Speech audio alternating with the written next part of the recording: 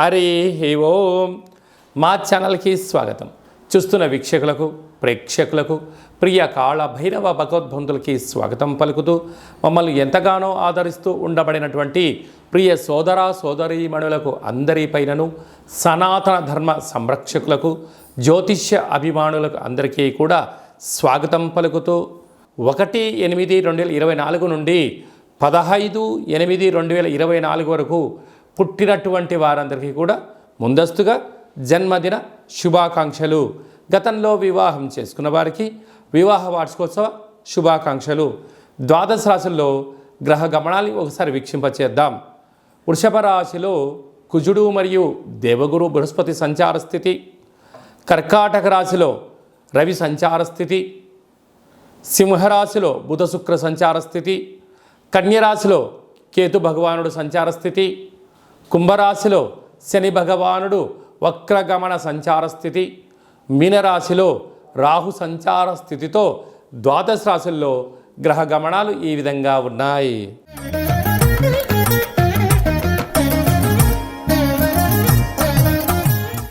మిథున రాశి వారు ఈ ఆదివారం అమావాస్య పుష్యమి నక్షత్ర సందర్భంగా, కాళ అమావాస్య కాళాష్టమి సందర్భంగా ఎలాంటి విధి విధానాలు పాటించడం వలన జాతకంలో గ్రహయోగం కలిగి మీరు అపార కుబేర సంపన్నులు అవుతారో ఈ వీడియోలో తెలుసుకుందాం.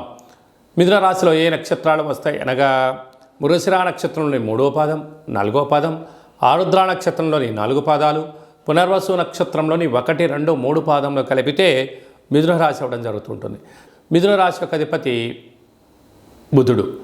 అలాగనే వీరికి ధనావాకు కుటుంబ స్థానంలో రవి సంచారం చేయడం వల్ల ఆ రవి భగవానుడు కర్కాటక రాశిలో జలరాశిలో ఉండడం వలన వీరికి పట్టిందల్లా బంగారం అవడం, గళగల పారుతున్న గోదావరి నదిలాగా మీరు చేస్తున్న కష్టానికి శ్రమకు తగిన ఫలితము ధనం రాబోతుంది. కనుక దీపం ఉండగానే ఇల్లు చక్కబెట్టుకోవాలని పెద్దవాళ్ళు ఎలా చెప్తుంటారో సమయం, ధనం, ఆరోగ్యాన్ని కాపాడుకునే ప్రయత్నం చేయండి. అంతా విజయము మిథున రాశి వారి సొంతం అని చెప్పి గమనించాలి. తృతీయంలో బుధ శుక్ర సంచార స్థితి తల్లిదండ్రుల నుంచి, అన్నదమ్ముల నుంచి, అక్కాచెల నుంచి మీకు రావాల్సినటువంటి తరతరాల నుంచి వచ్చే ఆస్తి మీ సొంతం కాబోతుందని చెప్పి గమనించాలి. అర్ధాష్టమ కేతు చిన్న చిన్న విషయాలకు ఆందోళన తగదు. రహస్యమైనటువంటి ధనపరమైనటువంటి వ్యాపార కార్యక్రమాలకు కానీ, ఫోన్ లావాదేవీలు కానీ, ఓటీపీలు కానీ ఎంతో భద్రపరచుకోవాలని చెప్పి జ్యోతిర్విజ్ఞానం తెలియచేస్తుంది. వ్యయంలో కుజుడు గురు సంచార స్థితి ఉండడం వలన, కుజదోష ప్రభావం కారణం వలన, అలాగనే మీ జన్మ నక్షత్రం రోజున అమావాస్య రోజున వాగ్వివాదాలకు దూరంగా ఉండండి. అదియే కాకుండా నదీ ప్రయాణాలకు దూరంగా ఉండండి. దూర ప్రయాణాలు చేయొద్దు. వీలైనంత వరకు మౌనం, ధ్యానం, ఆధ్యాత్మికత మంచిది. తెల్ల జిల్లేడు వృక్షం దగ్గర దీపము, తెల్ల జిల్లేడు యొక్క వేరును తీసుకొచ్చి ఇంట్లో పెట్టుకోవడం వలన అద్భుతమైనటువంటి మీతో పాటి రాబోయే తరాల వారందరికీ కూడా యోగం, ఆనంద సిద్ధిని, ఐశ్వర్య సిద్ధిని, అక్షయ సిద్ధిని, ధనపరమైనటువంటి యోగం మీరు అందిస్తారని చెప్పి గమనించాలి.